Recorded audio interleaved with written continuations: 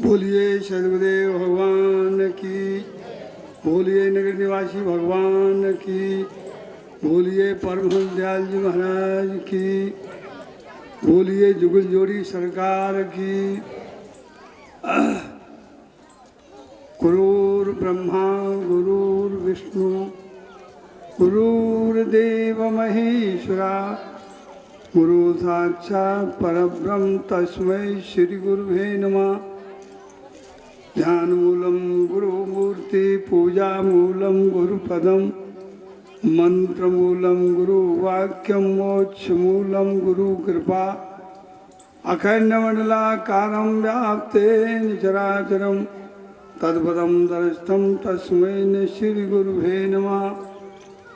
बोलिए सद्गुरुदेव भगवान की, बोलिए नगर निवासी भगवान की। हाँ, प्रेमी सज्जनों शांति से बैठ जाएं और जो भी कुछ माने सदगुरु जो वचन कहते हैं परमार्थ के लिए, मानव कल्याण के लिए, उसे जो अपने हृदय में धारण करें। थोड़ी देर के लिए आप सभी लोग संसार की तमाम जो है बातों को, तमाम विकारों को त्याग करके एक चित्त होकर के थोड़ी सुनने की कोशिश करें, क्योंकि मैं जो भी शब्द निकालूंगा वो शब्द जो है आपके कल्याण के लिए निकालूंगा। एक माने महान संत ने कहा है कि संत बड़े परमात्मा सीतन जिनके अंग, और तपन बुझा में और की दे दे अपने अंग। संत लोग जो होते हैं वो परमार्थ के लिए आते हैं और परमार्थ का ही कर्म करते हैं, परमार्थ ही करते हैं।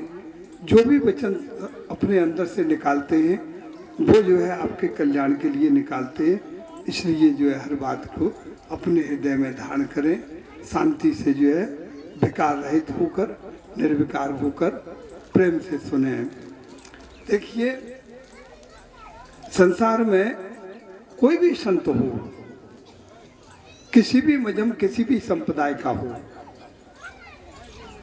क्योंकि संसार में तमाम मजहब संप्रदाय चल रहे हैं और वो अपने अपने स्तर की बात कर रहे हैं। जितना वो जान चुके हैं उतनी वो बात कर रहे हैं। जहाँ तक वो जान गए हैं वहाँ तक की बात कर रहे हैं। हम किसी का विरोध नहीं करते, हमारा विरोध करने का कोई उद्देश्य नहीं है। हम तो केवल जो है हम अपनी बात बता दें कि हम तो केवल परमार्थ के लिए निकले। माने परमार्थ के लिए वो भी निकले, हम ये नहीं कहते कि वही है ना कोई निकले, वो नहीं निकले, लेकिन हम जो है कुछ त्याग करके आए हैं। हमारा जो कोई पैसा नहीं है, संत होना, प्रवचन करना, ये हमारा पैसा नहीं है। हम लोग जो है निःशुल्क हैं। हम लोग जो है अपनी अच्छी खासी सर्विस छोड़ करके, अपना परिवार छोड़ करके, और हम आप लोगों के भले के लिए, आप लोगों को जो असलियत बताने के लिए हम संसार में आए हैं। मैं ये नहीं कहता कि मैं अनोखा आया हूँ और नहीं कोई आते, सभी आते हैं, सभी परमार्थ करते हैं, लेकिन करते वो अपने स्टेज तक की बात है। जितना वो जान चुके हैं उतनी बात करते हैं। तो हम किसी का विरोध नहीं करते, हम तो केवल अपनी बात कहते हैं जो जान गए हैं, जो गुरु भगवान ने हमें जनाया है आपके भले के लिए, उस बात को हम कहेंगे। तो आप लोग ध्यान से सुने कि देखिए, बड़े भाग्य से ये आपको मानव शरीर मिला। हमारे जो परमानंद जी आपको बड़ी देर से समझा रहे कि माने ये मानव देह है अति दुर्लभ है, ये बड़ी दुर्लभ है ये मानव देह। बड़े जो है माने 84 लाख योनियों का जो हमारे डॉक्टर साहब ने कहा था, गिनती बताई थी कि इतने फलाने, इतने फलाने, इतने फलाने, तमाम जो है ये 84 लाख योनियों के भ्रमण करके, योनियों में भ्रमण करके, और आप लोग यहाँ तक आ गए हो, मनुष्य योनि तक आ गए हो। ये मनुष्य योनि आपको किस लिए मिली है? इस मनुष्य योनि का मतलब समझो, इस मनुष्य योनि का भेद समझो। ये मनुष्य योनि केवल इसलिए नहीं मिली है कि हम प्रेम से जो है अपना जन्म लेकर के हम बाल बच्चे पैदा करें और हम जो है अपना धंधा करें, बिजनेस करें, अपने बच्चों का पेट पालन करें और अपने बच्चों के लिए, भविष्य के लिए कुछ बना के रखें। ये इसलिए नहीं मिली है, ये बिल्कुल मिथ्या बात है, ये झूठ बात है। हम अगर यही समझते होते तो हम तो अच्छी भाई सर्विस कर रहे थे, हमारे परमानंद जी सर्विस कर रहे थे, हम कर रहे थे, हमारी सरकारी सर्विस थी, बढ़िया सर्विस थी। ये सब छोड़ करके हम आए और हमारा सिद्धांत है कि आप लोग शायद जानते हो न जानते हो, हम बताते कि हम किसी का पैसा भी नहीं लेते। आप लोगों को पता हो न पता हो, हम बता रहे हैं हम किसी का पैसा नहीं लेते, हम किसी से पूजा भी नहीं कराते। हमारा ये कोई उद्देश्य नहीं है। हमारा उद्देश्य है सिर्फ जो है परमार्थ करना, क्योंकि हम जानते हैं कि परहित कारण है संतन धरा शरीर, पराहित के लिए हम शरीर लेकर के आए। हमारा जो है परमार्थ ही धर्म है। तो देखिए आप जो है संसार में आ तो गए मानव लेकर के, मानव शरीर लेकर के, लेकिन इस मानव शरीर से क्या करना है आपको, इससे क्या लाभ लेना है? मानव बड़े भाग्य मानुष सन पावा, सुर दुर्लभ सदग्रंथन गावा। बड़े भाग्य से ये आपको मानव देह मिली। तो मानव देह सिर्फ जो है इसलिए मिली कि मानव देह के द्वारा अपना कल्याण कर लें। आप शांति हो जा बेटा, शांति हो जा बेटा, बेटा अभी नहीं नहीं नहीं अभी नहीं, अभी बात बिल्कुल बंद कर दो बेटा, अब हमें ही बोल दे, जो हम बोल रहे हैं तो हमें बोल दे। अब शांत हो जा बेटा, है ध्यान से सुनो बेटा। बोलिए सद्गुरुदेव भगवान की। हाँ, अभी बच्चे इस बात का महत्व नहीं समझ रहे हैं तो वे अपनी धुंतुक में लगे। मतलब ये है समझना चाहिए। देखो ये मत कहो कि साहब अभी हम बच्चे हैं, अभी हम छोटे, ये बेटा उधर ध्यान मत दो, ये फूलों पर ध्यान मत दो, तो शांत हो जा बेटा। मैंने आपको कहो कि हम बच्चे हैं साहब, और लोग कहने लगे कि साहब बच्चे हैं, अबे कहाँ जाने साहब। नहीं नहीं, ऐसा नहीं है। आप देख लीजिए, आप देख लीजिए, आपके इतिहास में लिखा रखा है कपिल मुनि 5 वर्ष के थे सिर्फ। कपिल मुनि कितने वर्ष के थे? 5 वर्ष के, जब उन्होंने अपनी माता देवभूति को आध्यात्मिक ज्ञान दिया था, माने ईश्वर का साक्षात्कार कराया था। अष्टावक्र जी के आप पढ़ लो, भागवत में लिखा रखा है, अष्टावक्र जी केवल 5 वर्ष के थे। 5 वर्ष की उम्र में उन्होंने जो है राजा जनक को आध्यात्मिक ज्ञान दिया था, ईश्वर का साक्षात्कार कराया था। आप देखो, मैंने जो है 11 साल की सर्विष्ठा नाम की लड़की थी, 11 साल की सर्विष्ठा नाम की लड़की थी, भागवत में लिखा रखा है। उसने जो है मैंने नारद मुनि से ज्ञान प्राप्त किया था, मानव कल्याण के लिए ज्ञान प्राप्त किया था। देखो मैं आपको एक बात बता दूं मैं कि मैं जिस चीज़ को, जिसका महत्व समझ गया हूँ, तो समझ करके मैंने अपनी सर्विस छोड़ी, समझ करके मैंने अपना परिवार छोड़ा। आप देखिए मेरे नाती की उम्र उस समय जो है 7 वर्ष थी, नहीं उस समय तो थोड़ी थी उम्र, बाद में जो है वो 7 वर्ष का हो गया तो मैंने उसको दीक्षा दे दी। मेरी नातनियाँ जो है मैंने 11-12 साल की, उनको जो है दीक्षा दे दी, क्योंकि इसका हम महत्व समझते हैं।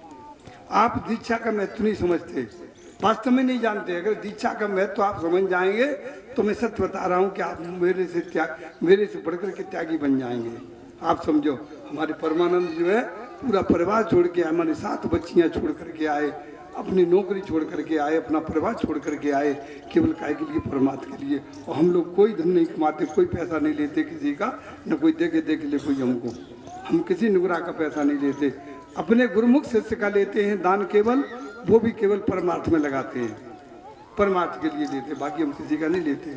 आप समझो इस बात को, हम लोग कोई धन पैदा करने नहीं आए और ना हम लोग कोई जो है किसी प्रकार का जो है बिजनेस व्यापार करने आए, हम तो केवल परमार्थ करने के लिए आए। और हमारा धर्म यही है, हमारे गुरु महाराज जी ने हमसे यही वचन लिया था कि बेटे जाओ संसार में जो परमार्थ करो। परमार्थ से परहित सरिस धर्म ने भाई, पर पीड़ा समने अदमाई। परमार्थ से बड़ा संसार में दूसरा कोई धर्म नहीं है। और परमार्थ सबसे बड़ा यही परमार्थ है कि जे आप अपने मानव जन्म का महत्व समझ लें, सिर्फ यही परमार्थ है। आप इसका महत्व समझ लें। परमार्थ अकेला यही नहीं है कि आप किसी की मदद कर दें, किसी को पैसा दे दें, किसी को रोटी खिला दें। आजकल रोटी की कहीं कमी नहीं है, हर घर में रोटी है।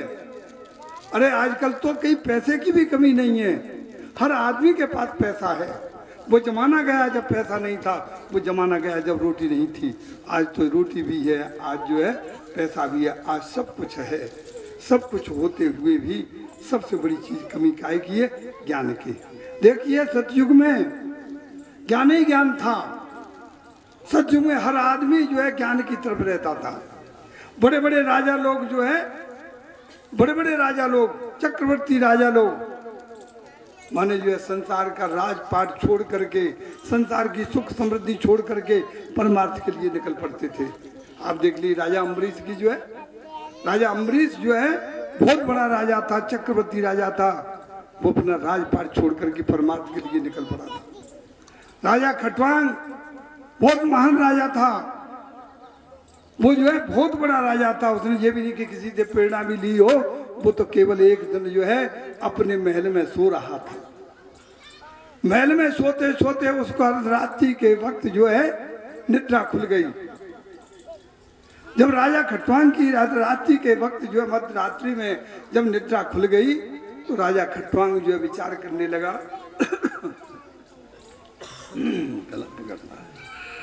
राजा खटवांग की जब निद्रा खुल गई तो राजा खटवांग अपने मन में विचार करने लगा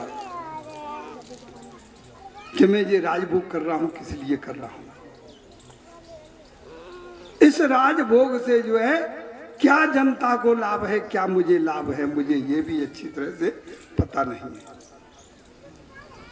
मैं मानव हूं या नहीं हूं, या मैं संसार के सुख भोग करने वाला हूं, या परमार्थ करने वाला हूं, या धर्म करने वाला हूं, ये भी वास्तविक मुझे पता नहीं है। मैं तो विचर रहा हूं क्योंकि विरासत में मुझे राज मिला है, इस राज का भोग कर रहा हूं। इस राज भोग का अंत में मुझे पता नहीं क्या दंड मिलेगा। क्यों कि मैं एक राजा हूं, मैं जानता नहीं कि वास्तविक दो आदमियों का झगड़ा हुआ, दो आदमियों के झगड़े में एक आदमी ने एक आदमी को मार दिया, वो तीसरे आदमी को मार दिया। वो कहता है इसने मारा, वो कहता है इसने मारा। मुझे पता नहीं कि वास्तव में मैंने उसे सजा सत्य दी या असत्य दी। इसका निर्णय तो कहीं न कहीं होगा जरूर, कोई निर्णय करने वाला तो जरूर होगा। मैं ये तमाम संसार में चल रहा हूँ, मुझसे न्याय और अन्याय हो रहे। इस न्याय अन्याय का क्या अर्थ है? क्या इसे मुझे कोई प्रायश्चित भोगना पड़ेगा या नहीं भोगना पड़ेगा? क्या क्या होगा मेरा? यानी ये तमाम टेंशन में वो पड़ गया। सारी रात जो है सुबह तक जागता रहा और यही मनन करता रहा कि मेरा क्या अर्थ है, क्या मेरे जीवन का अर्थ है, क्या मेरे राजभोग का अर्थ है, क्या मतलब धर्म करना चाहिए मुझे, क्या नहीं करना चाहिए, कौन सी चीज महत्वपूर्ण है जिसको मैं अधिक प्रचारित करूं या उसकी तरफ अधिक मैं आकर्षित हो जाऊं, या मैं उसका जो है विस्तार से जो है मैं संसार के लिए कल्याण के लिए मैं करने लगूं, ऐसा विचार करने लगा। अंततः सुबह हो गया। सुबह होते ही वो अपने जो है नहा धो करके नाश्ता पानी करके अपने राज दरबार में पहुंचा। राज दरबार में जो है सुस्त बैठा रहा। तो पहले का ऐसा नियम था कि राजा के जो मंत्री होते थे वो बिल्कुल राजा को सलाह भी देते थे या राजा के दिल की बात जानने के लिए उसे उचित रास्ता भी बताते थे। मंत्री ने देखा राजा साहब टेंशन में है, कोई चिंता में है, वक्त पा करके जो है चला शांत रहो बेटा, शांत रहो। वक्त पा करके थोड़ा सा समय निकाल करके मंत्री हाथ जोड़ कर कहने लगा कि राजन मुझे लगता है कि आप कछुआ टेंशन में है, कुछ चिंता में है। कहने लगे राजन, बोले हाँ मुनि जी आज वास्तव में मैं बहुत बड़ी चिंता में हूँ। मैं आपको ये बात बताने जा रहा हूँ कि ये मानव जन्म का अर्थ क्या है। मैं ये बात बताने जा रहा हूँ, आपका धर्म क्या है, आपका कर्म क्या है। आपसे ज्यादा तो वो राजा काम कर रहा था खटवांग, लेकिन फिर भी उसे तसल्ली नहीं हो रही थी। वो सोच रहा था कि आखिर को मेरा होगा क्या, मैं काय के लिए ये मानव बनाऊं, काय के लिए राजा बनाऊं, वास्तविकता इसमें है क्या, और मेरे जो कर्म का जो है फैसला देने वाला कोई है या नहीं, और है तो कौन है। इस महत्व को जानने के लिए वो जो है आकर्षित था। तो उसने ये बात मंत्री को बताई कि मंत्री जी आज वास्तव में मैं बहुत बड़ा टेंशन में हूँ।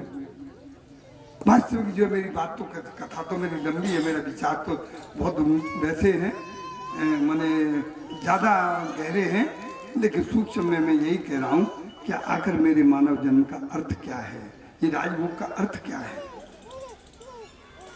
प्रधानमंत्री कहने लगा कि महाराज जी तो किसी महात्मा से पूछना पड़ेगा, किसी गुरु से पूछना पड़ेगा, और आप चिंता न करें, कहीं न कहीं कोई न कोई गुरु या महात्मा मिलेगा तो उसको बताएंगे अपन, तो वो अपने जरूर चिंता दूर करेगा।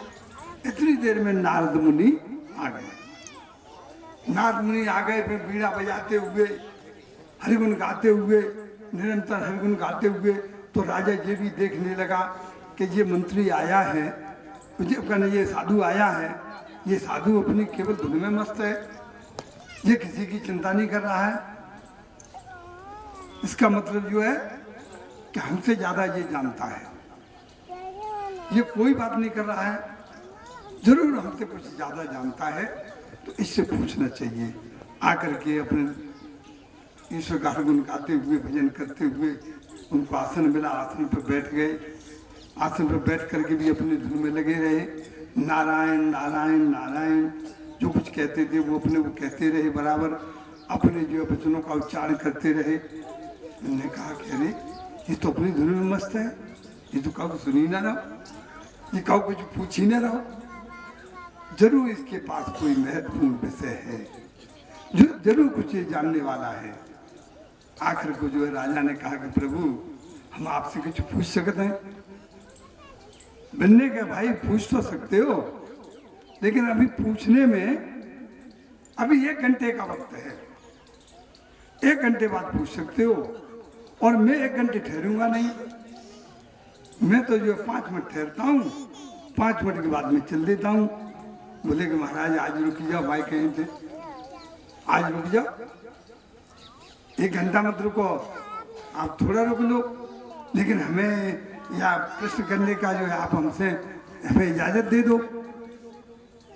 तो क्या भाई यहाँ भरी सभा में मैं इजाजत भी नहीं दे सकता, तो कि महाराज तुम कहाँ जो है इजाजत दोगे, कहाँ बोलोगे, कहाँ हम चलेंगे, हाँ ऐसा कर लो।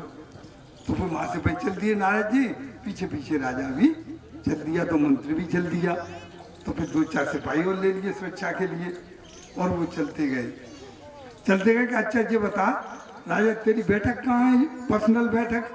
बोले पर्सनल बैठक तो भाई वो है कि चलो वहाँ बैठ ले। तो वहाँ पहुँचे, वहाँ जाकर के कहा, उन्होंने के बोलो अब पूछो क्या पूछना, पूछो। संसार के सामने हम बात तो हम सुन सकते हैं किसी की, जो व्यवहारिक बात है, जानने वाली बात तो एकांत में पूछी जाती है, जानने वाली बात एकांत में पूछी जाती है, व्यवहारिक बात हम जो है समाज में पूछ सकते हैं। तो उन्होंने कहा कि पूछो भाई, ये तो एकांत है, अब पूछ लो आप क्या पूछना है। मैंने प्रभु हम ये जानना चाहते हैं कि हम मानव हैं, क्या मानव हो, तो महाराज हम यहाँ काय को आए संसार में। अच्छा और काय पाए दिल में जाके अलावा ये महाराज हमारे दिल में कि जो हम कर्म कर रहे हैं, इस कर्म का कहीं संग्रह होता है क्या, होता है, संग्रह भी होता है। तो कि महाराज जब कोई फैसले हुआ तो फैसले हुआ तो है कि जब फैसले हुआ तो महाराज क्या फैसला भी होता है। महाराज हम तो राजा हैं, पावरफुल है, हम कोई न्याय अन्याय करते हैं, कहीं किसी को हम न्याय भी नहीं दे पाते, अन्याय हो जाता है, तो उसका कोई मतलब होता है क्या, उसका भी मतलब होता है क्या महाराज, उसका प्रायश्चित भोगना पड़ता है, सजा मिलते कठोर। माने हम किसी को गलत राजा होकर के न्याय करते हैं, हमारी समझ में जैसा आए वैसा करते हैं हम, तो महाराज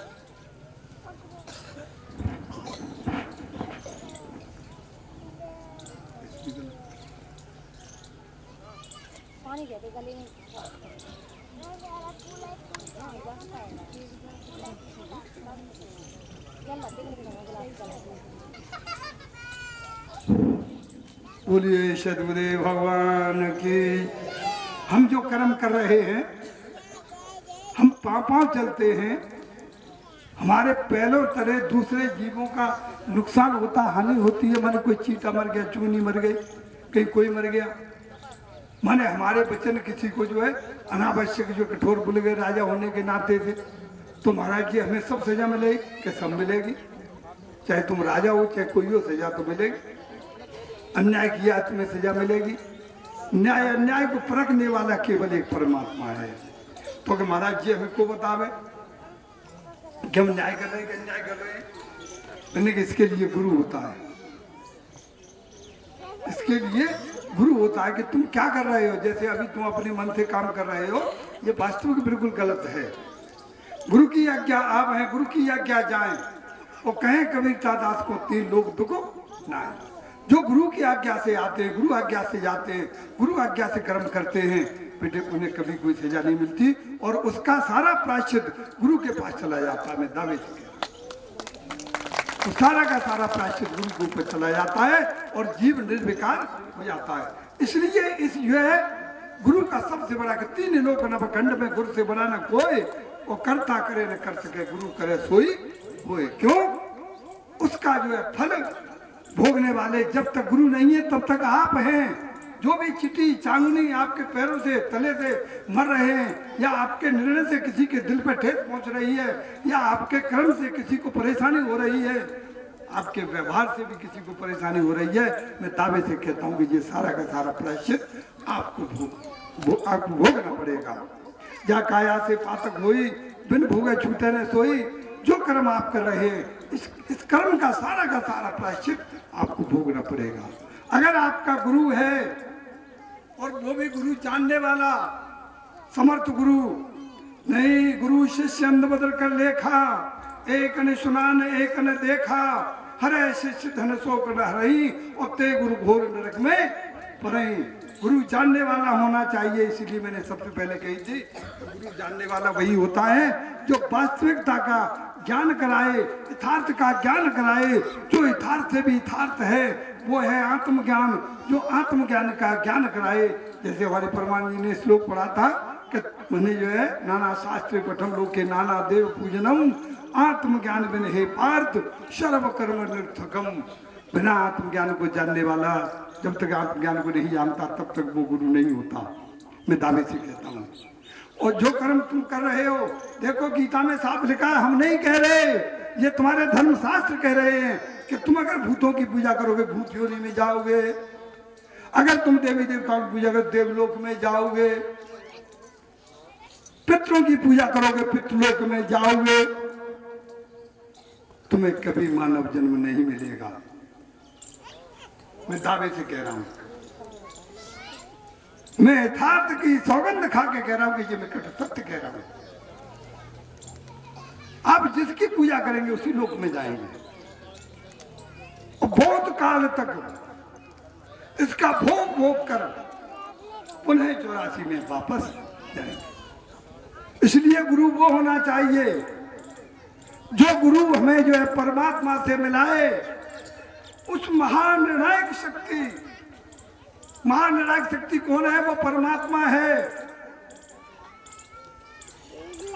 आप जो कर्म करते हैं उस कर्म की सजा देने वाला या इनाम देने वाला या आपको जो है धर्म से जोड़ने वाला गुरु, और भोगने वाले आप और भोगवाने वाला परमात्मा है। राजा खटवांग इसी के लिए चिंता में पड़ा हुआ था। तो नारद मुनि ने राजा खटवांग से कहा कि तुम जो भी कर्म कर रहे हो इसके मालिक तुम ही हो और इसका फल तुम्हें ही भोगना पड़ेगा, क्योंकि तुम्हारा कोई समर्थ गुरु नहीं है। अगर तुम्हारा समर्थ गुरु होता और गुरु आज्ञा से तुम कर्म करते तो निश्चय ही तुम्हारा प्रायश्चित तुम्हारे ऊपर नहीं जाता, वो प्रायश्चित जो है गुरु ले जाता। जैसे गीता में साफ लिखा है, भगवान कृष्ण जो है जगत गुरु थे। माने भगवान कृष्ण कौन थे? जगत गुरु थे, समय के तत्कालीन समय के सदगुरु थे। भगवान कृष्ण ने खुले शब्दों में कहा कि हे अर्जुन, अच्छा बुरा जो भी पाप पुण्य तू जो भी कुछ समझे मुझे दे दे। मैं तेरा धर्म लेने को तैयार हूं तो मैं तेरा पाप भी लेने को तैयार हूं। मैं तेरा पाप भी ले लूंगा। और भगवान कृष्ण को पाप लिपायमान नहीं होंगे। अरे गुरु की पद्धति पर तुम चलोगे तो तुम्हें भी कभी पाप नहीं भोगने पड़ेंगे, न तुम्हें पाप लगेंगे। भगवान कृष्ण ने खुले शब्दों में कहा, हे अर्जुन, जो योगी जन अपने निस्वरूप को तत्व से जानते हैं, वो योग माया से भी भ्रष्ट हो जाएं, तब भी श्रीमान घर में मनुष्य होने का जन्म लेते हैं, क्योंकि ऐसे महान पुरुषों को कभी कर्म लिपायमान नहीं होते हैं। उन्हें कर्म लिपायमान नहीं होते, वो कमल के फूल की तरह रहते हैं। जिस तरह कमल का फूल कीचड़ में खिलता हुए भी बिल्कुल पवित्र है, इसी तरीके से जो है महान पुरुष उन्हें कहते हैं जो उस महान ब्रह्म में आत्मज्ञान को जानते हैं, वो महान पुरुष होते हैं। महान पुरुष कोई पैसे वाले नहीं होते, महान पुरुष कोई पद वाले नहीं होते, महान पुरुष वो होते जिन्हें आत्मज्ञान है, जिन्हें आत्मज्ञान है, वो महान पुरुष होते हैं। उन महान पुरुषों को कभी कर्म लिपायमान नहीं होते हैं। इसलिए जो है नारद ने जो है राजा खट्वांग को जब आत्मज्ञान दिया, तब उन्होंने कहा कि हे राजा खट्वांग, आज के बाद अब ये कर्म तुम्हें कभी लिपायमान नहीं होंगे। शुभ और अशुभ दोनों ही कर्म तू मुझे दे दे, न तू अपने पास शुभ कर्म रखना अशुभ रख। अब देखिए मैं आपको बता दूं, बन करके शांति सुन लीजिए। शुभ कर्म का और अशुभ कर्म का क्या अर्थ होता है? शुभ कर्म का अर्थ होता है कि आप जो है अगले शुभ कर्म तक ही सीमित रह गए तो देवलोक तक आप पहुंच पाओगे, और देवलोक का जिसे वैकुंठ बोलते हैं वहां तक पहुंच पाओगे, और वहां का भोग भोग कर पुनः 84 में वापस आओगे। इसे ये भी अच्छा नहीं, क्योंकि हम तुम्हें जाना तो वही पड़ेगा भौतिक में 84 में, तो ये अच्छा नहीं। और अशुभ करोगे तो अशुभ में तो नरक है। इसलिए शुभ और अशुभ दोनों कर्मों को लय कर दो, अपने योग अग्नि में शुभ और अशुभ दोनों कर्मों का लय कर दो। न अपने पास अशुभ रखो और न शुभ रखो, निर्विकार निर्विकल्प रहो। जब निर्विकार निर्विकल्प रहोगे तो कर्म तुम्हें जो है कभी लिपायमान नहीं करेंगे, और कर्म लिपायमान नहीं होंगे तो तुम कभी भी 84 में नहीं जाओगे और जन्म मरण से बच जाओगे। जन्म मरण का क्या अर्थ है? जन्म मरण का क्या अर्थ है ये भी समझ लो आप मेरे प्यारे भाई। जो इस आत्मज्ञान को जानते हैं, जो महान पुरुष बन चुके हैं, वो न कभी जन्मते हैं ना ही कभी मरते हैं, क्योंकि जानने वाला, यथार्थ धर्म को जानने वाला वह मानव ना ही जन्मता है और ना ही मरता है। वो इच्छा से शरीर का त्याग करता है और इच्छा से ही शरीर को ग्रहण करता है। बहुत से महान पुरुष होते हैं, वो जीते जी कह जाते हैं कि 100 वर्ष तक हम जो है तुम्हारे कल्याण के लिए हम सूक्ष्म में रहेंगे, और 100 वर्ष के बाद हम अपना शरीर ग्रहण कर लेंगे, क्योंकि वो इच्छा मृत्यु वाले होते हैं, तो वो जन्मने मरने वाले नहीं होते। मेरे प्यारे भाई, तुम्हारा क्या जा रहा है? तुम्हें महान पुरुष बनने में तुम्हारा कुछ जा रहा है क्या? क्या गुरु बना लोगे किसी को तो गुरु का तुमसे मंथली मांगेगा? क्या तुम्हारी तनख्वाह जाएगी? तुम्हारा कोई नुकसान हो रहा है? अरे अपना महत्व समझ लो इस जीवन का, ये मानव जन्म का असली महत्व समझ लो, क्योंकि अंतमता शोभता तुमने ईश्वर को नहीं जाना है मेरे प्यारे भाई, तुम्हें कभी भी ये निस्वरूप प्राप्त नहीं होगा। इसलिए जीते जी अपने निस्वरूप को जान लो, यथार्थ धर्म को जान लो। भगवान कृष्ण ने कहा है कि जब जो है यथार्थ धर्म का नाश होता है उसी समय मैं मानव रूप लेकर के संसार में आता हूं। ये आने वाले कौन है? महान शक्तिमान पुरुष, सर्वश्रेष्ठ पुरुष, माने सर्वश्रेष्ठ पुरुष, मानव श्रेष्ठ। मानव श्रेष्ठ को आप मामूली मत समझिए, यह स्वयं ब्रह्म है। मेरे प्यारे भाई, आप स्वयं ब्रह्म हैं, आप यथार्थ हैं, आप सत्य हैं, आप नित्य हैं, लेकिन आप अपनी शक्ति को नहीं जाने। कि वो यथार्थ धर्म नहीं जानते। जो यथार्थ धर्म क्या है सूक्ष्म में बता दूं, यथार्थ धर्म को ही आत्मज्ञान कहते हैं। जो यथार्थ धर्म है वही आत्मज्ञान है। और वही यथार्थ धर्म जब नाश होता है तब जो है महान पुरुष अवतार लेते हैं और इस संसार में जो है दुष्टों का नाश कर जो है इसमें बाधक होते हैं, माने धर्म में बाधक होते हैं, यथार्थ धर्म में बाधक होते हैं, उनका नाश करके और यथार्थ धर्म की स्थापना करते हैं। मेरे प्यारे भाई, ये वक्त है कि आप अपना निश्चित रूप जान लो, आप अपने आप को जान लो, अपना कल्याण कर लो। मान जा हमारी बात, कल्याण करने का मतलब क्या? कल्याण करने का सिर्फ इतना ही मतलब है कि आप जन्म मरण से रहित हो जाएंगे, आप ये तमाम योनियों से परे हो जाएंगे, आप महान पुरुष ही बनेंगे, आपको कभी कष्ट लिपायमान नहीं होंगे, कभी दुख सुख लिपायमान नहीं होंगे, ये मेरी गारंटी है। आप इच्छा मृत्यु वाले होंगे। आप जो कह रहे होंगे शायद कि तुमने प्रैक्टिकल कर ला है, लेकिन हाँ हमने प्रैक्टिकल कर लिया है। आदमी पर जब हार्ट अटैक की बीमारी होती है तो 1-2 बार में ही खत्म हो जाता है। 3 तो कोई प्राप्त कर ही नहीं पाया, 3 में तो कोई बचा ही नहीं है। हम लल्ला 4-5 निकाल चुके, 4-5 अटैक निकाल चुके।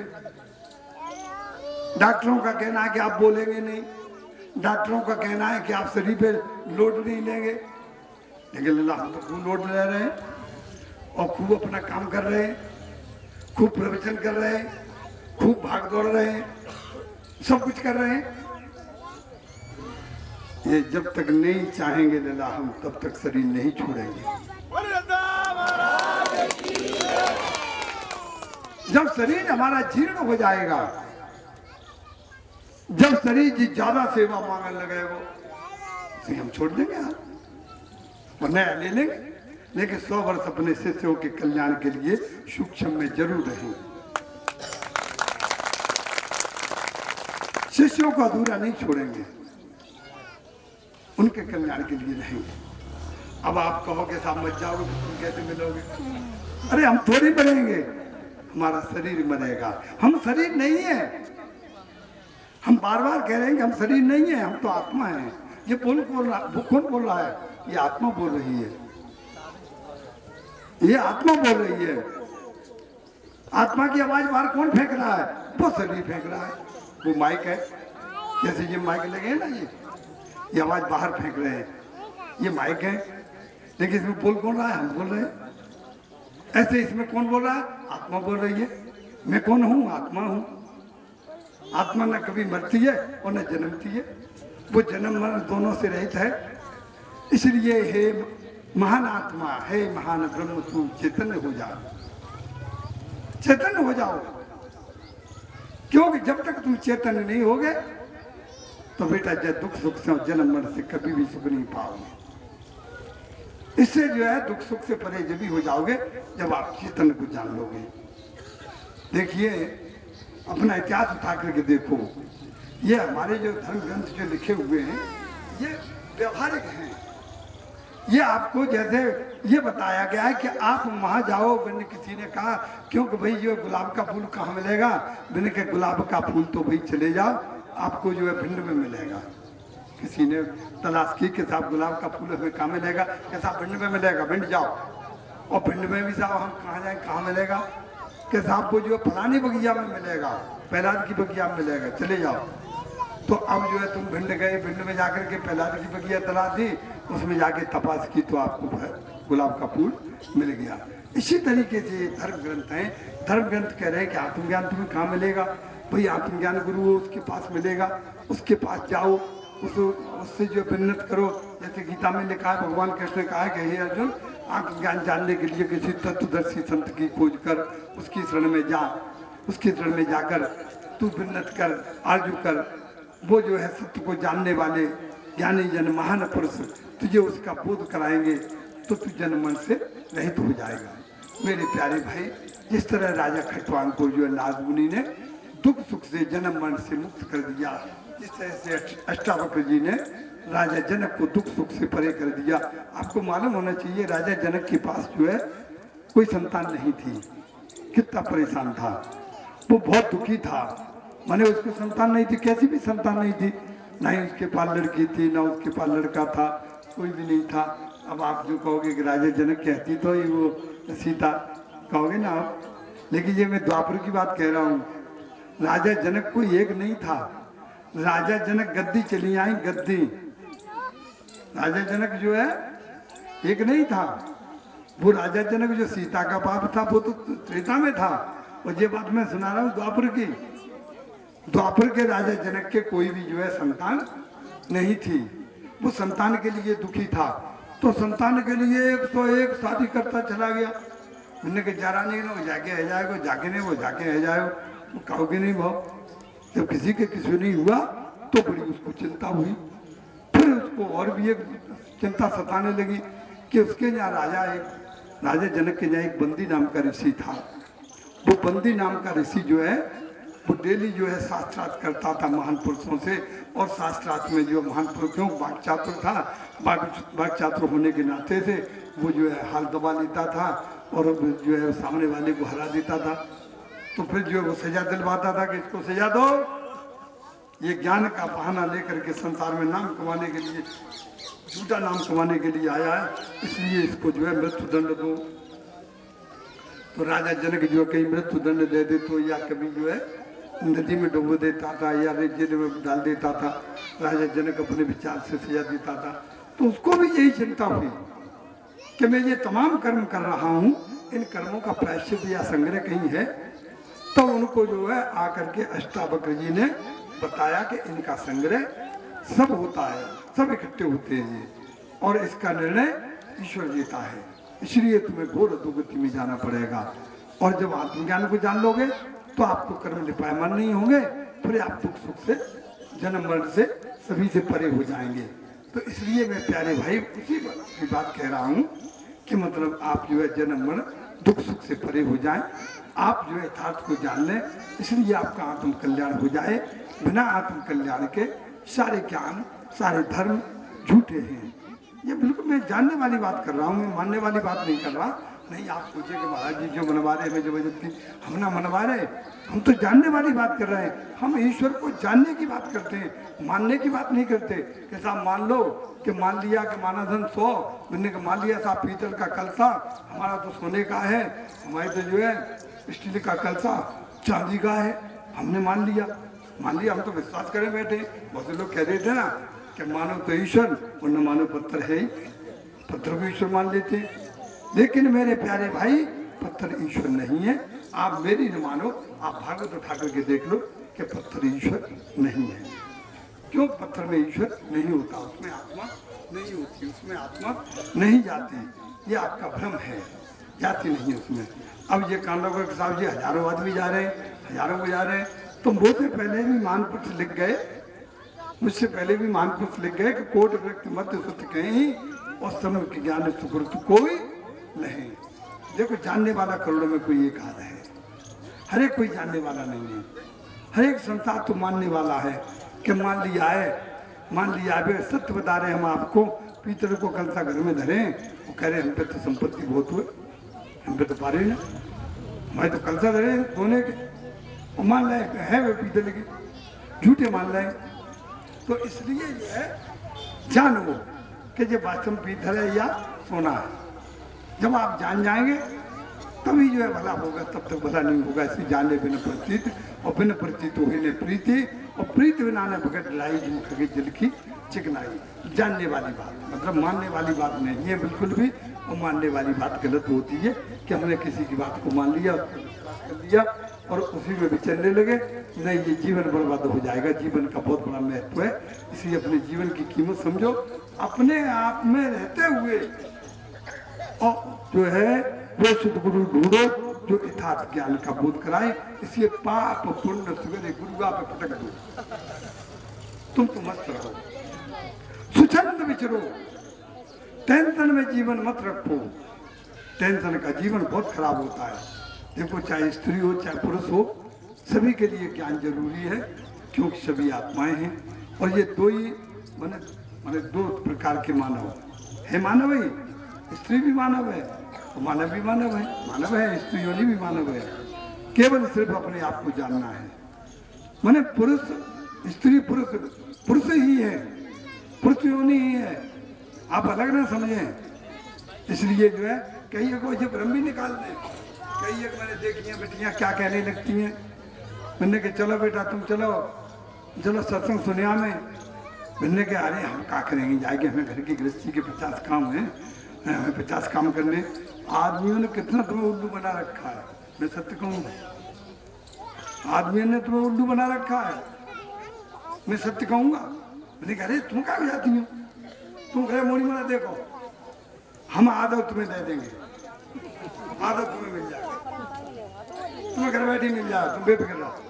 ये आपको उल्लू बना दिया है, नहीं मिलेगा। चेतन तू त्यों काल अकेला, नदी नाव संयोग जो त्यों कुटुंब का मेला। चेतन तू त्यों काल अकेला, तुम अकेले हो। शादी से पहले क्या तुम कोई थे उनके, या वे तुम्हारे थे? ये तो जो है संयोग बना, ये संयोग बना। कहीं की लड़की कहीं का लड़का मिला करके अपने लड़का वो बना लिए, लेकिन ज्ञान से इनका कोई संबंध नहीं। ज्ञान विषय अलग है, उस ज्ञान को जान लो जिससे आपका कल्याण हो। ज्ञान में कोई साझी नहीं है, न पति साझी, न पुत्र साझी, न सास ससुर, न कोई नहीं। हाँ, सेवा करो, सबकी सेवा करो, माता पिता की सेवा करो।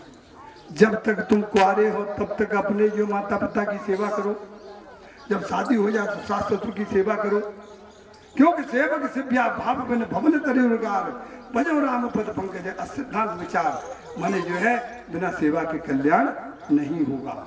इसी सेवा करो, माता पिता की सेवा करो, अपने सास ससुर की सेवा करो, लेकिन ऐसा मत करो कि तुम ज्ञान प्राप्त करे आए और फिर सास ससुर की सेवा छोड़ दें। अगर सास ससुर नहीं भी ज्ञान ले रहे हैं, भले भी नुगरा हैं, भले भी पापी हैं, भले भी कुछ कर रहे हो, लेकिन तुम सेवा मत छोड़ देना। अगर तुमने सेवा छोड़ दी तो आपका सेवक धर्म नष्ट हो जाएगा। इसलिए जो है उनकी गलतियों को मत देखो, क्योंकि उनका बुढ़ापा है। बुढ़ापे में जो है, बुढ़ापे में मानव बच्चे की तरह हो जाता है। जैसे छोटा बच्चा होता है ना, वो डिटाई देने लगता है, उल्टी सीधी कहने लगता है, इसी तरह सास ससुर भी जो डिटाई देने लगते हैं, तो उनकी डिटाइयों पर ध्यान मत दो। सास ससुर की सेवा करो, उनकी आज्ञा का पालन करो, उनको जो हर बात को मानो, उन्हें चारपाई से नीचे पैर मत रखने दो। मैं सत्य कह रहा हूँ, आपको फल मिलेगा, आपको यथार्थ फल मिलेगा, बहुत बड़ा फल मिलेगा। क्योंकि सेवा का महत्व अलग है। सेवा से मेवा मिलती है, सेवा से मेवा मिलती है। मेवा का मतलब जानते हो? हाँ, ये मेवा तुम मिलेंगे धन आपको, मैं सत्य कह रहा हूँ। इसलिए जो है सास ससुर की सेवा जरूर जो है उच्च कोटि की करना, छोटी नहीं, उच्च कोटि की। सास ससुर कुछ भी कहीं ध्यान मत देना। इस तरह बालकों को हमेशा अपने माता पिता की आज्ञा का पालन करना चाहिए। जो बालक अपनी माता पिता की आज्ञा का पालन नहीं करते, वो जो है माने बालक अच्छे नहीं होते, वो राक्षस प्रवृत्ति के कहे जाते हैं, वो तामसी प्रवृत्ति के कहे जाते हैं, वो आसुरी प्रवृत्ति के कहे जाते हैं। इसलिए जो है जानबूझ के राक्षस मत बनो, अपने जो है माता पिता की आज्ञा का पालन करो। जब आप जो है सतोगुण वृत्ति में बरतेंगे, नहीं सतोगुण का ज्ञान नहीं चाहिए, वृत्ति चाहिए, सतोगुण ज्ञान नहीं। ज्ञान तो जो है सतोगुण से परे है। कि दाता तो कहिए तो परम विरागी, सिद्ध तीनों गुण त्यागी। जो आत्म ज्ञान है वो तो तीनों गुणों से परे है। ये तीन गुण व्यवहारिक हैं, सिर्फ व्यवहारिक है कि हम सतोगुण में जो है रहें, कि मतलब जो है किसी से क्रोध नहीं लाएं, किसी को तंग न करें, किसी को अहंकार के द्वारा मारे कूटे नहीं, हम जो है यज्ञ हवन तक सीमित न रह जाएं, हम जो है मतलब जो है माने डांटते फटकारते तक सीमित न रह जाएं, इनसे परे हो जाए, इनसे परे। ये तो व्यवहारिक है। इसलिए जो है ज्ञान तो तीनों गुणों से परे है। तात तो कहिए तो परम विरागी, तन सम सिद्ध तीन गुण त्यागी। माने तीन गुण से परे, जो निर्विघ्न पंथ निर्बने, सोई कैवल्य परम पद नहीं, श्रुत पुराण निगम आगम पद। माने ये कितना बड़ा लिखा। श्रुत माने वेद, पुराण, निगम माने ग्रंथ और शास्त्र, इन सब से परे है ज्ञान, इनसे सबसे परे है। जो निर्विघ्न पंथ निर्वनहि सोई कैवल्य परम पद नहीं। 5 प्रकार के शरीर होते हैं, स्थूल सूक्ष्म माया कारण माया केवल्य, 5 प्रकार के शरीर होते हैं। तो जो केवल्य होता है वो मुक्ति पद होता है। जो केवल्य है 5वां शरीर है वो मुक्ति पद है। तो 5वां पद जो है आपको कब मिलेगा, कौन देगा?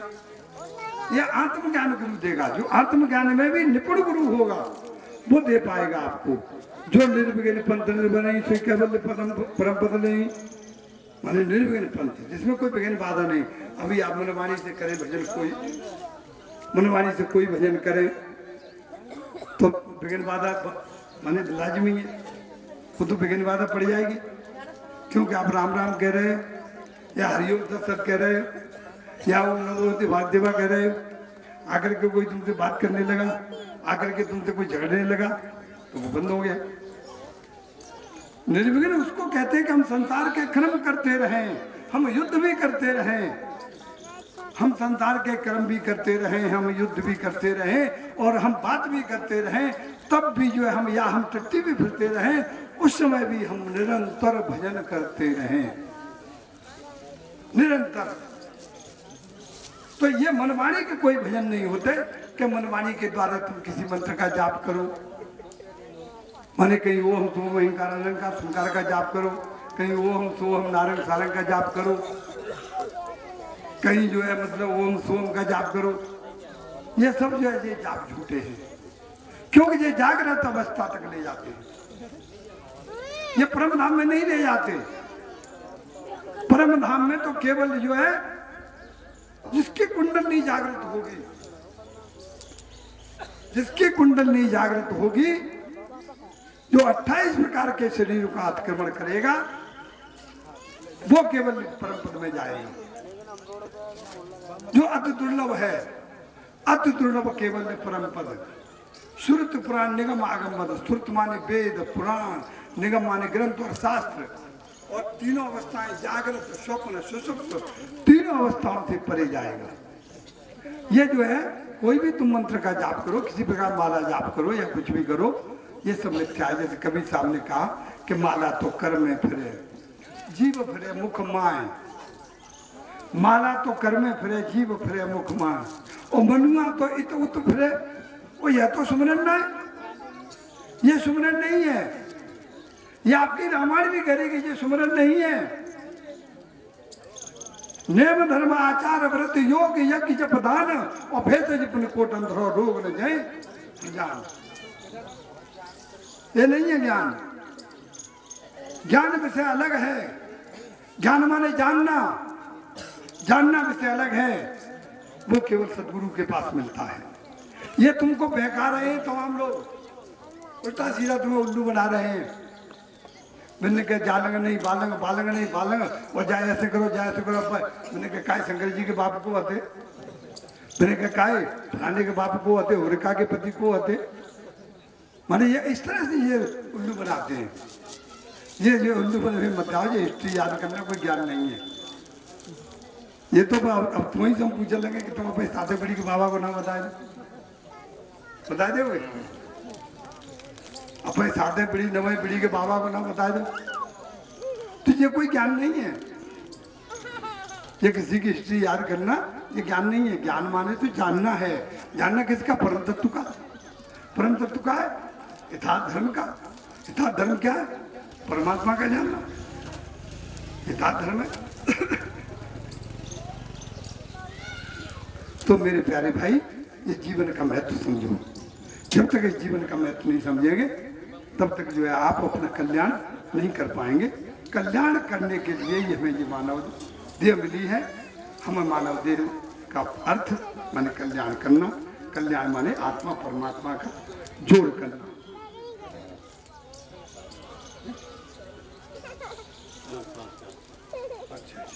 अभी टाइम है, टाइम है। हाँ, बोलिए सदगुरुदेव भगवान की। हाँ, देखिए मेरे प्यारे भाई, समझ लीजिए। अब महत्वपूर्ण बात कर लें थोड़ी सी। अभी तक तो हम आपको व्यवहार की बातें सुनाते आए, थोड़ी महत्वपूर्ण बात समझ लो। देखिए मेरे प्यारे भाई,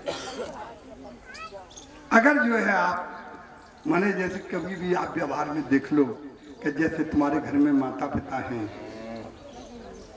तुम्हारे घर में माता पिता हैं, तो तुम्हें कितना जो है, कितने तुम निशंक हो कि हमारे घर में माता पिता हैं, हमारी जो है घर में जवाबदारी वो देखेंगे, हम चलो फलाना काम या फलाई जगह चले जाएं, तो आप जो है बिल्कुल चले जाएंगे और निशंक चले जाएंगे, बेफिक्र चले जाएंगे कि हमारे माता पिता हैं। वह तो होता है माता पिता का। अच्छा, हमारे पे कोई टोटा बाड़ा भी कुछ भी बन जाएगा तो हमारे माता पिता हमें सहयोग दे करके हमें उस संकट से निकाल लेंगे, ऐसा विचार करते हो? होता है ऐसा प्रैक्टिकल में। इसी तरीके से समर्थ गुरु होता है। पाप पुण्य तुम्हारे जो है सदगुरु संभालता है, क्योंकि जो गुरु की आज्ञा आप हैं, गुरु की आज्ञा जाए कहे कबीर दास के 3 लोग दुखना है।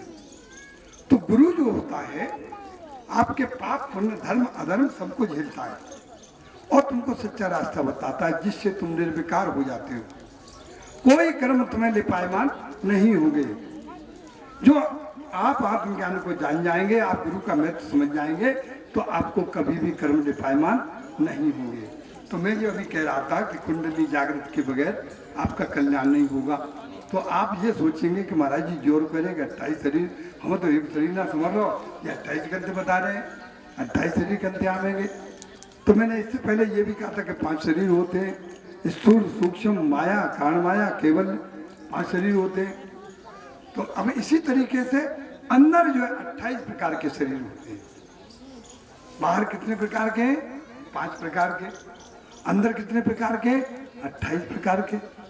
तो जो बाहर के हैं वो व्यावहारिक हैं, अंदर के हैं वो आध्यात्म हैं। वो जो है जहाँ हम जाना चाहते हैं वहाँ वो नहीं जाने देते, क्योंकि जगह जगह इसमें नाड़ियाँ बाधक हैं।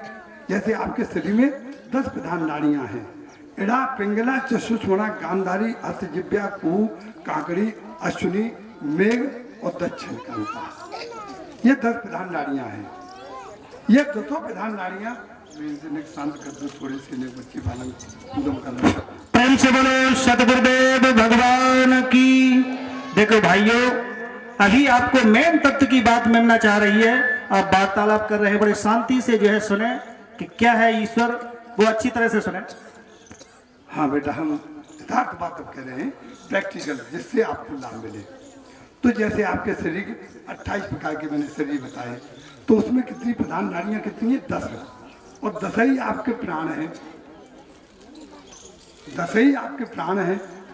प्राण अपान समान उदान बयान देवदत्त धनंजय क्रिकेट पूरम नाग, ये 10 है ना।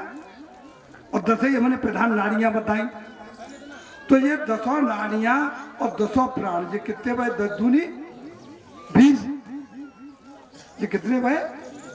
10 दूनी 20 और 5 तत्व, 5 तत्व और 3 गुण है गए 28। अब इन शांति समझ लीजिए, वो व्यवहार जालन जो है डिस्टर्ब कर रहे हैं। हेलो भैया, पीछे खड़े हुए जो है थोड़ा डिस्टर्ब हो रहा है, बात न करें पीछे भैया।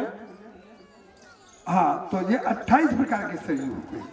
ये अंतःकरण में है, क्यों? पाँव से वो अंतःकरण में है, नाड़ियाँ से वो अंतःकरण में है, ये बाहर नहीं है। तत्व जो मूल तत्व है वो भी अंतःकरण में है, 3 गुण हैं वो भी अंतःकरण में है, और बड़े भारी बाधक हैं। आप कभी भी देखना कि आप भजन पे जो बैठेंगे तो आपका मन नहीं लगेगा, चित्त बेचित्त हो जाएगा, मन इधर विचलित हो जाएगा, मन कहीं इधर भगेगा कहीं उधर भगेगा, और तुम कहोगे झक मरा है, हम तो पर रहोगे। है कोई 5 मिनट बैठ रहा है, कोई 6 मिनट बैठ रहा है, कोई ज़्यादा से ज़्यादा 10 मिनट बैठ रहा है, 10 मिनट से ज़्यादा कोई ना बैठ पा रहा। जो यदि बैठ जाए तो सोए गए, तो मैंने जो है योग सिद्ध नहीं हुआ। तो मैं आपको साधारण उपाय बता रहा हूँ, साधारण। बिल्कुल आप बैठे परे उठाने और कहें कबीर हम पाई ठिकाने, ऐसा हम साधारण उपाय आपको बता दें। चाहे आपका शरीर छूटा हुआ हो, चाहे आपका शरीर जो अतिक्रमणित हो, चाहे आपका शरीर क्रमित हो, चाहे ऐसा हो, और बराबर भजन करते रहें। आप तो जवान हैं सब, यहाँ बैठे थे जवानी में दिखा रहे थे। मैं 100 वर्ष की उम्र वाले को जो है मैं जो है 28 शरीर का अतिक्रमण करते हुए बता दूंगा आपको। 100 वर्ष की उम्र वाले, बड़ा सुगम है समझने के लिए। मतलब सुनत कठिन समझत कठिन साधन कठिन विवेक, वही गुणाक्षर न्याय जो पुण्य प्रत्यु अरे माने गुणाक्षर परखने की जरूरत है, गुणाक्षर जानने की जरूरत है। जो गुणाक्षर आपके अंदर प्रकट होता है वो प्रकट होता है, वो कहा नहीं जाता है, वो कहा नहीं जाता है, वो समझा जाता है, सुना भी नहीं जाता है, वो समझा जाता है। गुणाक्षर है। जो गुणाक्षर जान गए तो आप न्याय प्रक्रिया में पहुंच गए। आप स्वयं ही न्याय कर लेंगे, स्वयं ही आपको आत्मसंतोष हो जाएगा कि हम सत्य पर पहुंच गए, हम अपने जहां में जाना था वहां हम आ गए। स्वयं आपकी आत्मा माने सुरती, आत्मा तो खत्म हो जाती है वहां, सुरती रह जाती है, सुरती बन जाती है, आत्मा की सुरती बन जाती है। सुरती शब्द को पकड़ लेती है। शब्द माने गुणाक्षर है। शब्द माने क्या है? गुणाक्षर। शब्द ही गुणाक्षर है। जैसे उनने कहा नानक जी ने क्या शब्द ही धरती, शब्द आकाशा, शब्द ही शब्द भया प्रकाशा, आशे शब्द पाशे शब्द और नानक शब्द घटाघट आसे। हर घट में शब्द है। शब्द ही धरती, शब्द आकाशा, शब्द ही शब्द भया प्रकाशा, माने आसे पासे जालंग बालंग, हर घट में वो शब्द ही है। शब्द को जानो, माने नाम लिया तने सब लिया, ये तो पीछे रह जाएगा। नाम तो पीछे रह जाएगा। बहुत से लोग कहते हैं कि नाम लिया तने सब लिया, लिया तीन लोग का अनमोल और नाम के जाने बिना कोई न तरसी गोल। ये तो सब जानते हैं, लेकिन नहीं, ये तो तुलसीदास ने भी मना कर दिया है कि ब्रह्म सुखाय अनुभवय अनूपा अकथा नाम नाम रूपा। कबीर साहब ने भी कह दिया कि है नाम रूप का जाल जीव धोखे में मत फंसना। ये धोखा है। नाम से सुरती बन जाए और सुरती से शब्द बन जाए। जब सुरती से शब्द बन जाएगा तब शब्द शब्द की खोज करेगा, तब शब्द की शब्द खोज करेगा। तो कैसे करेगा? ये तो बात रही, केवल रही व्यवहारिक आध्यात्म बात, माने प्रैक्टिकल तो मैं यहां से करा नहीं सकता। प्रैक्टिकल तो एकांत का विषय है, लेकिन जहां तक जो है मेरी मनमानी काम करेगी वहां तक आपको मैं समझाऊंगा कि शब्द कैसे बनेगा। देखिए मैं आपको सहज में बताऊं कि आपकी सबसे बड़ी नारी जो है हस्त जिह्वा नारी, इन सभी नारियों की अम्मा है। हस्त जिह्वा नारी इन्हीं सभी नारियों की अम्मा है। वह अम्मा बड़ी खराब है, आगे नहीं बुरा मन दिखाओ की। तो अब उस अम्मा को कैसे बनाया? तो सबसे पहले हस्त जिह्वा नारी का अतिक्रमण हो। हस्त जिह्वा नारी आपकी जब अतिक्रमण हो, सुनते जाना समझते जाना। जब हस्ती पे जिह्वा नाड़ी पूर्णतः है वो अतिक्रमण तो हो जाएगी, माने तुम्हारी कंट्रोल में हो जाएगी। जब पूरी तरह से उस पर आपका शासन हो जाएगा। देखो प्रैक्टिकल अलग है, मैं थोड़ी बता रहा हूँ ये तो जहाँ तक मेरी मनमानी काम करेगी मैं वहीं तक बता पाऊंगा। प्रैक्टिकल विषय अलग है। तो वो जो है हस्त जिह्वा नाड़ी जब अतिक्रमण होती है तब वो पूरी नारी को खींचती है, और जब कुहू नारी अतिक्रमण होती है तब वो सांकनी को खींचती है, और जब सांकनी को जो है कंट्रोल में करेगी तब वो जो है माने जो है सकड़ी को खींचती है। माने ये जो है ये प्रधान नारियां हैं। ये प्रधान नारियों का जब अतिक्रमण होता है तो फिर आपका जो है पानी जो आपका दो छेदों के द्वारा जो बह रहा है पूरी तरह से पानी रुक जाएगा। आपकी जो वायु माने हवा, जो हवा ये ने जो है तमाम ये रास्ते खुले हुए शरीर में, टट्टी पेशाब जो है तमाम रास्ते खुले, उन रास्तों से हवा चली जा रही है, सारी की सारी हवा नष्ट हो रही है। तो उसका जो है वो नहीं बन रहा है, कैप्टी नहीं बन रही है। वो हवा से कैप्टी बनेगी तो हवा कैसे रुकेगी? हवा कैसे रुकेगी? ये नारियों से तो पानी रुकेगा जो ब्याल ने इनके नाम लिए। ये कांकड़ी नारी से होती है हवा, मतलब जो हवा कैसे रुकती है? कांकड़ी से। और अश्विनी से और मेघ कांत से दक्षिण कांता, ये पूरा पानी जो है ले जा करके ऊपर जो है आपका डालेंगे, जिस पानी से आपका पूरा शरीर, बरसों आप भोजन न करें, बरसों पानी न पिए। ये मेरी प्रैक्टिकल बात है, थ्योरी नहीं है। मैं बरसों की ठेका ले रहा हूं, बरसों का, जो मैंने स्वयं किया है। 1 बरस तक मैंने पानी नहीं पिया था, भोजन नहीं किया था। ये मेरा प्रैक्टिकल विषय है। तो मतलब ये है, ये आपका पूरा का पूरा पानी आपके नाभि में आएगा और नाभि से ब्रह्मरंध्र में जाएगा, जो आप पूरे शरीर को पानी देगा, आपके पानी की कमी नहीं होगी।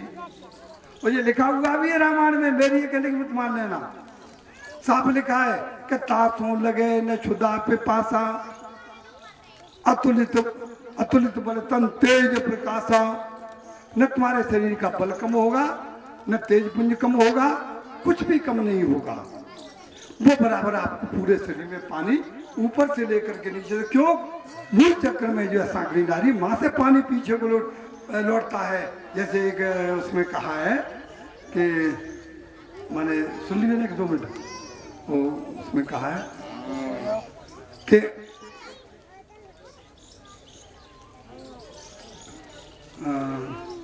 अब ढरकन कैसे पाओगे मुझे सतगुरु मिल गए पूरे, अब ढरकन कैसे पाओगे मुझे सतगुरु मिल गए पूरे।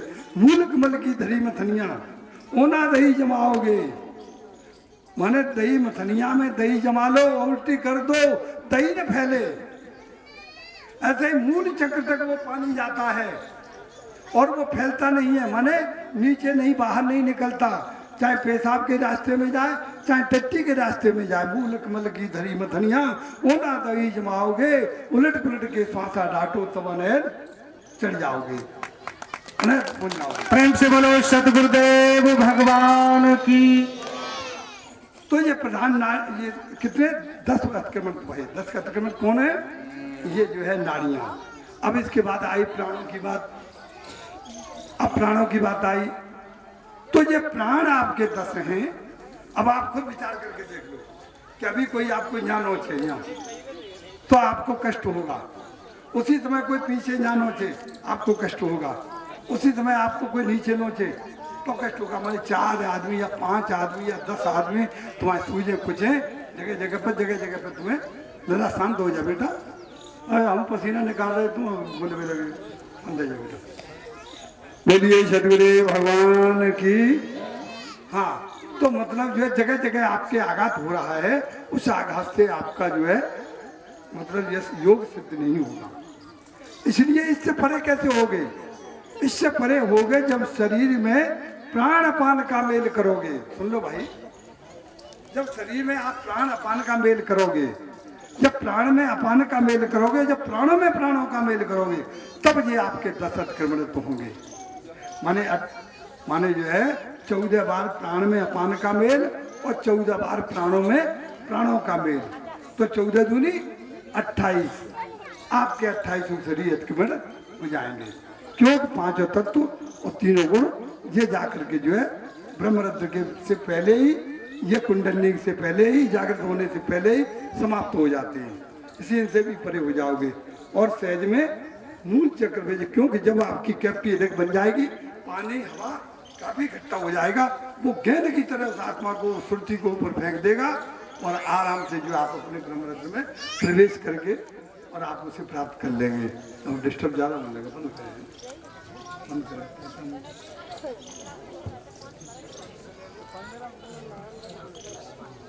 ठीक है, तो हो गया 4:30 होने हो जाते। आरती करोगे भाई? आरती करोगे क्या? करना चाहो तो कर लो, पूछ लो, मालिक को पूछो। हेलो, मेहताब सिंह भैया जी, जहाँ कहीं भी हो